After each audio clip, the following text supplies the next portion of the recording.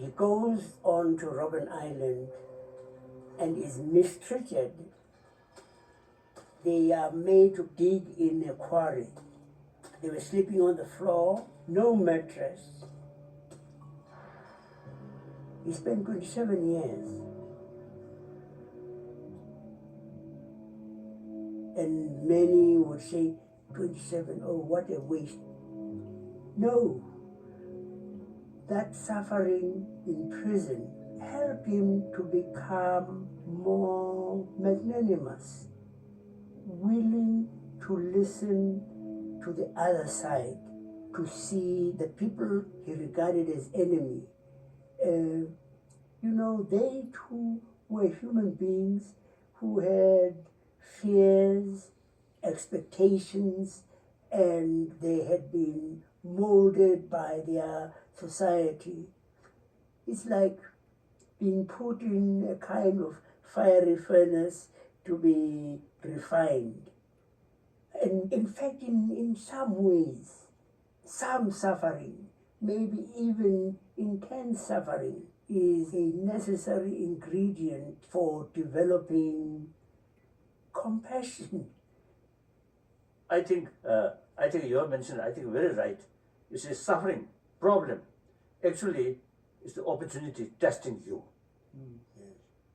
You say somebody is a Tibetan who spent many years in Chinese gulag, difficult, hard labor, really very, very immensely, you see, torture. He told me during those 18 years, difficult period, he facing some dangers.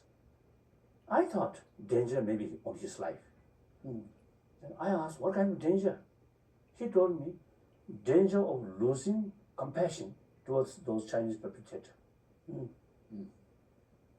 So, I think Nelson Mandela's case, and your own case, and no matter how difficult it is, but you have certain inner strength.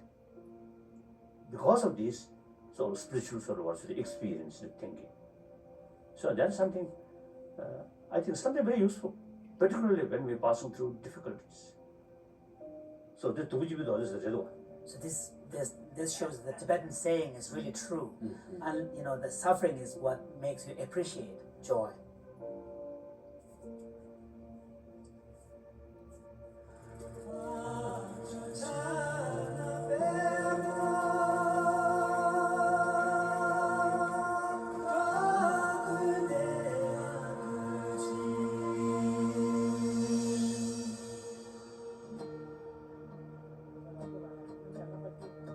The classical Buddhist education involves many years of rigorous academic training, a large part of which is actually in the format of a dialectical debate.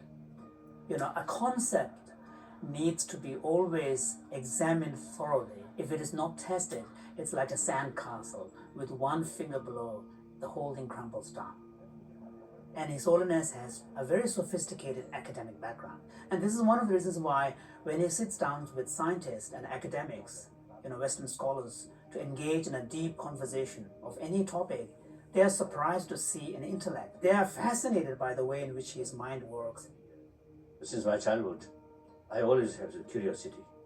Whenever I see something come across, I always develop the question, why?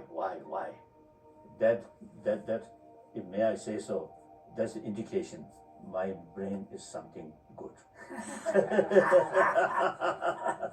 Always thinking, investigate.